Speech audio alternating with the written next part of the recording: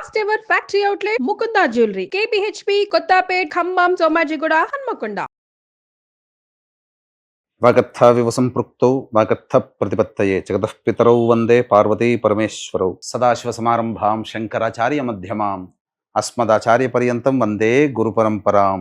ఆదిత్యాయ చ సోమాయ మంగళాయ బుధాయ చ గురు శుక్ర శనిభ్యశ్చ రాహవే కేతవే నమః. శృంగేరి జగద్గురు పీఠాధిపతులకి కంచి పీఠాధిపతులకి నమస్కారములు తెలియజేసుకుంటూ కార్యక్రమాన్ని ప్రారంభిద్దాం. ఈ మార్చి నెల 16వ తారీఖు నుంచి 31వ తారీఖు వరకు 12 రాశులలో జన్మించినటువంటి వారికి ఏ విధంగా ఉండబోతుందో తెలుసుకునే ప్రయత్నం చేద్దాం. ముఖ్యంగా ఈ యొక్క గురువు వృషభ రాశిలో సంచారము, కుజుడు మిథున రాశిలో స్తంభించి సంచారము, అలాగే కేతువు కన్యా రాశిలో, మరియు శని భగవానుల వారు కుంభరాశిలో సంచారము. ఇక 12వ రాశి అయినటువంటి మీనరాశిలో శుక్రుడు, రాహువు, రవి, బుధుని యొక్క సంచార ప్రభావం వెరసి ఈ 12 రాశుల మీద ఈ నవగ్రహాల యొక్క ప్రభావం ఏ విధంగా ఉండబోతుంది, అలాగే మనము దైనందినటువంటి జీవితంలో భాగంగా 16వ తారీఖు నుంచి 31వ తారీఖు వరకు మంచి రోజులు ఏంటి, చెడ్డ రోజులు ఏంటి, ఏ రోజుల్లో ఖర్చు ఎక్కువగా ఉంటుంది, ఏ రోజుల్లో ఆదాయం ఎక్కువగా ఉంటుంది, ఏ రోజుల్లో అనుకున్నటువంటి పనులు పూర్తి చేసుకోగలుగుతారనే విషయాల గురించి క్లుప్తంగా తెలియజేసే ప్రయత్నం చేస్తాను. వీక్షించండి. ద్వాదశ రాశులలో భాగంగా మార్చి 16వ తారీఖు నుంచి 31వ తారీఖు వరకు కర్కాటక రాశిలో జన్మించినటువంటి వారికి ఏ విధంగా ఉండబోతుందో తెలుసుకునే ప్రయత్నం చేద్దాం. ముఖ్యంగా ఈ కర్కాటక రాశి వారికి అష్టమ శని దోష ప్రభావం అనేటువంటిది 29వ తారీఖుతో పూర్తయిపోతుంది. కానీ 9వ స్థానంలో శని సంచార ప్రభావం చేత యోగ శని ప్రభావం అనేటువంటిది కొంతవరకు నష్టాన్ని తీసుకుని వచ్చే అవకాశం ఉంది. కాబట్టి జాగ్రత్తలు ఇక కొంతకాలం వరకు పాటించక తప్పదు. అలాగే లాభస్థానంలో గురువు యొక్క ప్రభావము జాతకరీత్యా అనుకున్నటువంటి పనులన్నీ కూడాను పూర్తి చేసుకోగలిగేటువంటి స్థాయికి వెళతారు. ప్రశాంతకరమైన జీవితాన్ని పొందడానికి గురువు మీకు సంపూర్ణంగా అనుకూలంగా ఉన్నాడు. కానీ ఆ గురువు అంటే దైవతాగ్రహాన్ని సూచించేటువంటి, కాబట్టి దేవతా అనుగ్రహాన్ని పొందే ప్రయత్నం చేస్తేనే ఈ కర్కాటక రాశిలో ఉన్నటువంటి వాళ్ళు సంతోషకరమైనటువంటి జీవితాన్ని గడుపుతారని చెప్పవచ్చు. 12వ స్థానంలో కుజుడు స్తంభించి ఉన్నటువంటి ఈ కారణం చేత ప్రధానంగా ఈ కర్కాటక రాశిలో జన్మించినటువంటి వారికి అనవసరమైనటువంటి ఖర్చులు పెరుగుతాయి, భయాందోళనలు ఎక్కువగా ఉంటాయి. ఏదో జరగబోతుంది, ఏదో అవుతుందనేటువంటి ఒక భయమే తప్ప ఏమీ జరగదు. కానీ అనవసరమైనటువంటి భయాందోళనకి గురవ్వడము, ఖర్చులు అధికంగా ఉండడము, అనవసరమైనటువంటి ప్రయాణాలు ఎక్కువగా ఈ యొక్క కర్కాటక రాశిలో జన్మించినటువంటి వారు 16వ తారీఖు నుంచి 31వ తారీఖు వరకు తరచుగా చేస్తారు. వృధా ఖర్చులు పెరుగుతాయి, జాగ్రత్తలు పాటించండి. అష్టమ శని ప్రభావం 29వ తారీఖు రాత్రి వరకు ఉన్నప్పటికీ శని మార్పు అనేటువంటిది కొంతవరకు యోగాన్ని కలగచేస్తుంది. అంతేకాకుండా భాగ్యస్థానంలో శుక్రుడు, రవి, బుధుడు, రాహు ఈ కొన్ని గ్రహాల కారణం చేత మీకు ప్రధానంగా, అంతేకాకుండా సూర్యగ్రహణ ప్రభావము మరియు షష్టగ్రహ కూటమి ప్రభావం భాగ్యస్థానంలో ఉండడం, ఈ కారణం చేత శని కూడా మార్పు చెందుతున్నటువంటి కారణం చేత ముఖ్యంగా అదృష్టం అనేటువంటిది దగ్గర దాకా వచ్చి వెనక్కి వెళ్ళిపోవడం, అన్ని అవకాశాలు వస్తున్నట్టుగానే వస్తుంటాయి, వెనక్కి వెళ్ళిపోతుంటాయి. ముఖ్యంగా తండ్రి గారి ఆరోగ్యం పట్ల శ్రద్ధ వహించాల్సినటువంటి పరిస్థితి.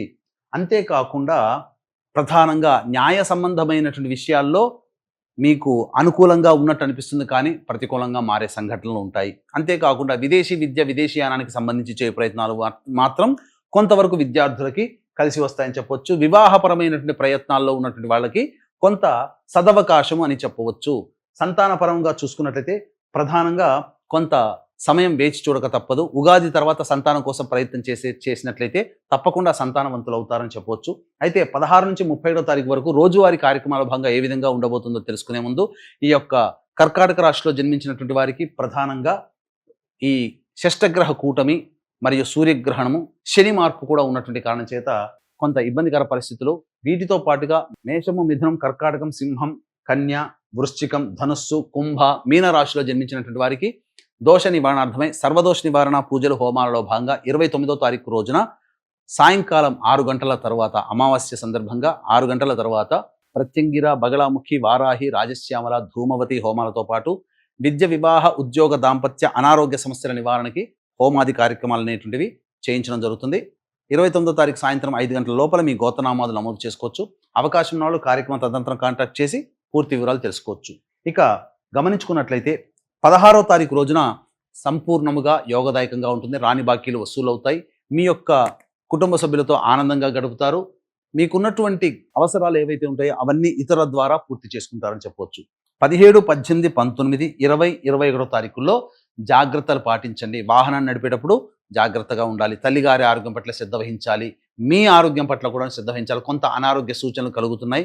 అలాగే ఇంట్లో చికాకుగా ఉండడము, ఎక్కువగా బయటనే గడపాల్సినటువంటి పరిస్థితి రావడము, గృహోపకరణాలు, వాహన మరమ్మతులకి ఖర్చులు కూడా అధికంగా ఉంటాయని చెప్పవచ్చు.